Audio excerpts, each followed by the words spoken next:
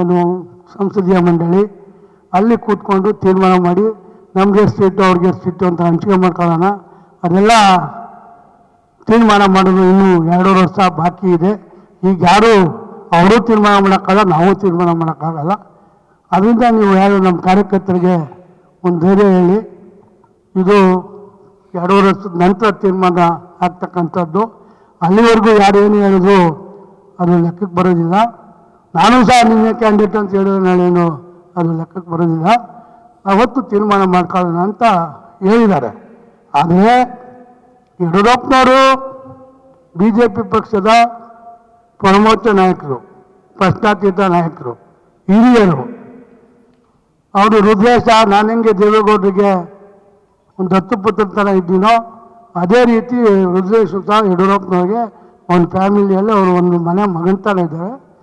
ಅವರ ಸಂತೋಷಕ್ಕೆ ಅವ್ರ ಹುಟ್ಟುಹಬ್ಬದಲ್ಲಿ ಏನೋ ಒಂದು ಹಾರೈಸಿರ್ಬೋದು. ಅದನ್ನು ತಪ್ಪಾಗಿ ತಿಳ್ಕೊಳ್ಳೋದು ಬೇಡ. ಯಡಿಯೂರಪ್ಪನವರು, ಕುಮಾರಣ್ಣ, ಸೆಂಟ್ರಲ್ ಬೋರ್ಡು ಎಲ್ಲ ಸೇರಿ ಏನು ಪಕ್ಷಕ್ಕೆ ಅಧ್ಯಕ್ಷ ಕ್ಯಾಂಡಿಡೇಟ್ ಯಾರು ಹಾಕಬೇಕು ಅದನ್ನು ತೀರ್ಮಾನ ಮಾಡ್ತಾರೆ. ನಾವು ನಮ್ಮ ಪಕ್ಷದ ಸಂಘಟನೆಯನ್ನು ಮುಂದುವರ್ಸೋಣ. ಈ ಸಭೆ ಕರೆದಿರೋದು ಜನರೊಂದಿಗೆ ಜನತಾದಳದ ಬರೀ ಕಾರ್ಯಕ್ರಮಕ್ಕೋಸ್ಕರ ಕರೆದಿಲ್ಲ. ಇವತ್ತು ನಾಳೆ ಜನವರಿ ಫೆಬ್ರವರಿಯಲ್ಲಿ 100% ಪಂಚಾಯತಿ ಚುನಾವಣೆ ಬರುತ್ತೆ, ತಾಲೂಕ್ ಪಂಚಾಯತಿ ZP ಚುನಾವಣೆ ಬರುತ್ತೆ. ಅದಕ್ಕೆ ನಾವು ಸನ್ನದ್ಧರಾಗಬೇಕು. ಒಂದು ಕ್ಯಾಟಗಿರಿ ಯಾವುದೇ ಬರಲಿ ನಮ್ಮಲ್ಲಿ ಅಭ್ಯರ್ಥಿಗಳು ರೆಡಿಯಾಗಿರಬೇಕು. SC ಇರ್ಬೋದು, ಹಿಂದುತ್ವಗ ಇರ್ಬೋದು, ಜನರಲ್ ಇರ್ಬೋದು, ಅಥವಾ ಬೇರೆ ಮಹಿಳಾ ಮೀಸಲಾತಿ ಇರ್ಬೋದು. ಅದಕ್ಕೆ ನೀವೆಲ್ಲ ಒಂದೊಂದು ZP ವ್ಯಾಪ್ತಿನಲ್ಲಿ 4 ಜನ ಕ್ಯಾಂಡಿಡೇಟ್ಗಳನ್ನ ಇವಾಗಲೇ ಆಯ್ಕೆ ಮಾಡಿಕೊಂಡು ನೀವು ತಯಾರಾಗಿ ಅಂತ ಹೇಳಬೇಕು. ಪಂಚಾಯತಿ ಚುನಾವಣೆಯಲ್ಲಿ ಅದು ಏನು ಸಿಂಬಲ್ ಇಲ್ಲ. ಅವತ್ತು ಆ ಪಂಚಾಯತಿಗೆ ಯಾವುದೋ ಕ್ಯಾಟಗಿರಿ ಬರ್ತಾವೆ, ಕ್ಯಾಟಗಿರಿ ನಿಲ್ಲಿಸ್ಕೊಂಡು ಪಂಚಾಯತಿ ಚುನಾವಣೆಯನ್ನು ಮಾಡೋಣ. ನಾನು ಈ ಕ್ಷೇತ್ರಕ್ಕೆ ಬಂದ ಮೇಲೆ ಯಾರು ಏನು ಬೇಕಾದ್ರೂ ಹೇಳಿ 2 ಪಂಚಾಯತಿ ಚುನಾವಣೆಯನ್ನು ಭಾಳ ಅಚ್ಚುಕಟ್ಟಾಗಿ ನಡೆಸಿದ್ದೀನಿ. ನನ್ನ ಕೈಲಾದ ಮಟ್ಟಿಗೆ 3 MP ಚುನಾವಣೆ ಮಾಡಿದ್ದೀನಿ, 2 BBMP ಚುನಾವಣೆ ಮಾಡಿದ್ದೀನಿ, ZP ಚುನಾವಣೆನೂ 2 ಮಾಡಿದ್ದೀನಿ.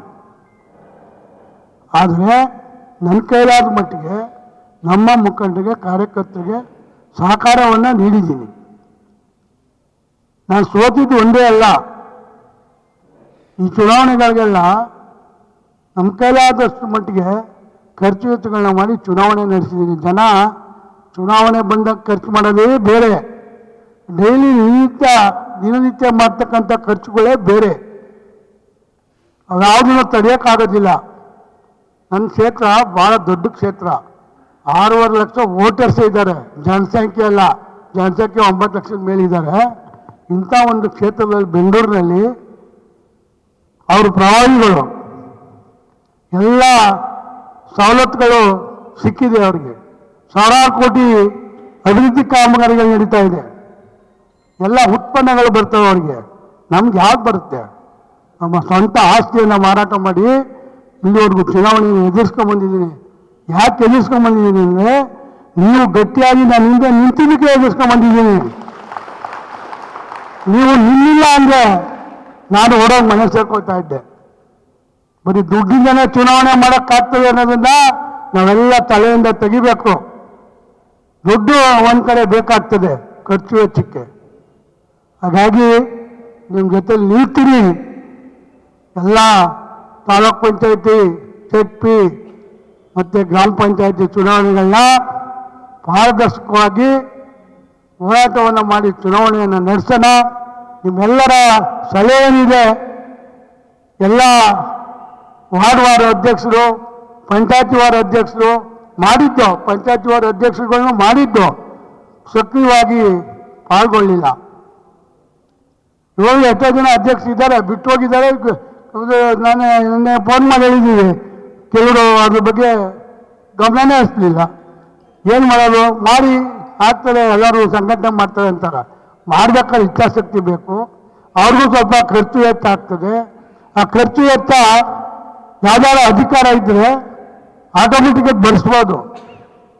ನಮ್ಮಲ್ಲಿ ಯಾವ ಅಧಿಕಾರನೂ ಇಲ್ಲ. NLC ಹೋಗಿ ಗೌರವವಾಗಿ ವಿಧಾನಸಭೆ ಕೂತ್ಕೊಂಡು ವಿಧಾನ ಪರಿಷತ್ನಲ್ಲಿ ಕಲಾಪದಲ್ಲಿ ಭಾಗವಹಿಸಿ ಏನಾದರೂ ಸಾರ್ವಜನಿಕರಿಗೆ ಕೇಳ್ತಕ್ಕಂಥ 4 ಪ್ರಶ್ನೆಗಳನ್ನ ಕೇಳೋದಕ್ಕೆ ಉತ್ತರಗಳನ್ನ ಪಡೆಯೋದಕ್ಕೆ ಮಾತ್ರ ಅಧಿಕಾರ. ವರ್ಷಕ್ಕೆ 2 ಕೋಟಿ ಅನುದಾನವನ್ನು ಕೊಡ್ತಾರೆ.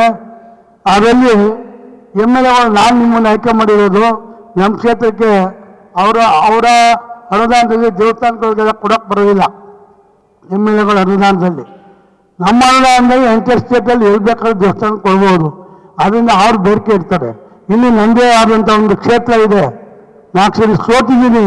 ನಿಮ್ಮನ್ನೆಲ್ಲ ಯಾಕೆ ನಾನು ಕೈ ಮುಗಿದು ಬೇಡ್ಕೊತೀನಿ ಅಂದರೆ, ಶಾಸಕನಾಗಿ ಅಸೆಂಬ್ಲಿಗೆ ಹೋದರೆ ನಿಮ್ಮ ಮನೆ ಬಾಗಿಲಿಗೆ ಬಂದು ಎಲ್ಲ ಅಧಿಕಾರಿಗಳು ಏನು ಕೆಲಸ ಆಗಬೇಕು ಅಂತ ಕೇಳಿ ನಿಮ್ಮ ಕೆಲಸವನ್ನು ಮಾಡಿಕೊಟ್ಟಾಗ ಮಾತ್ರ ನನ್ನ ಆತ್ಮಕ್ಕೆ ಶಾಂತಿ ಸಿಗುತ್ತೆ. ಅಲ್ಲಿವರೆಗೂ ಸೇರಲಿಲ್ಲ.